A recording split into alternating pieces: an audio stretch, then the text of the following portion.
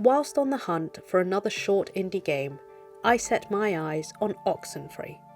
It follows a group of teenagers led by protagonist Alex, who travel to Edward's Island, a small area full of history and secrets to uncover, whilst also dealing with the growing pains of adolescence. Based on reviews, this game boasted an amazing story, fantastic music, and interesting characters. Unfortunately, that isn't the experience I had, and here is why. The first hour almost put me off completely. Perhaps the most egregious is the dialogue that tries too hard to emulate teenage talk. There is so much waffle that you barely have any time to process what is being said before someone else is rambling on about another inconsequential piece of teen drama. In the wise words of internet toxicity, they should really learn to CBOW. If I wanted this level of teen drama, I would have turned on a CW show, where I would at least be able to look at several good-looking people for my troubles. Even though I didn't enjoy the majority of the dialogue, I still would have liked to have been able to hear it, rather than solely relying on reading the captions. The sound mixing is so terrible in places that the music drowns out a lot of the voice acting, which to be fair is pretty good, and for some reason this game has no way to adjust the audio levels. It's okay, never mind. Alright, my other friend should be up and around the bend. Actually, I don't mean to be the guy to break us up already, but Ren, can you do me a favor? Can I have like 2 real quick minutes with Alex for a second? And you can run up and meet your friends? I can't hear you! The traversal also feels clunky and incredibly slow, which, at least for me, is a killer for what is essentially a walking simulator. Like, come on, I have seen grandmothers in Zimmer frames go at a faster pace than these kids. The only semblance of gameplay are the dialogue options between characters I did not care for and tuning the radio, which serves as the main gimmick. At this point, my biggest takeaway was the fact that it was a self-reflection piece, and I got to think about whether or not I was this insufferable when I was their age, and boy did I not want to open that door.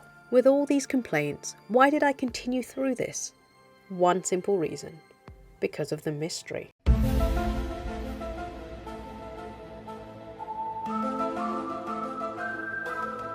The game picks up once the supernatural horror element takes over. The group gets mysteriously split up, with the main goal being to reunite and escape off the island. The visuals, paired with the musical score and general ambience, creates a solid air of danger and creepiness. For a while, it sort of feels like you're playing through a crossover between Gravity Falls and X-Files. However, both of those shows managed to keep me entertained throughout, even during their rough patches, whereas this game slowly began to lose me again when it balanced between walking and talking. There is a lot of location backtracking, and this wouldn't be so bad if the aforementioned traversal wasn't so slow. There is also the added problem of extremely long load times, especially for a game of this calibre. Every time you swap location, you'd be sent to around a 15-second load screen, and with the amount of moving around you do, it quickly adds up. During these periods, I found myself drifting away from the world and looking for other things to grab my attention. For a game that was already struggling to make me fully invested, this was a big problem.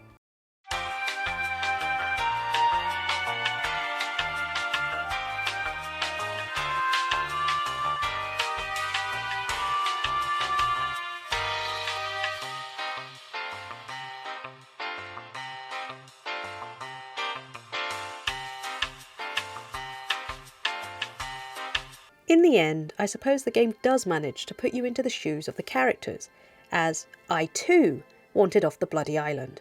I'd had enough of the whiny teenagers who walked at the pace of snails, enough of the radio frequency tuning, and enough of the world in general. I was almost ready to leave them all to their fate. Oh God, what does that say about me as a person?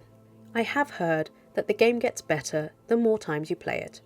Spoiler alert, it links into the time loop element, and I believe that eventually breaking the time loop is the end goal of all the new games that you play.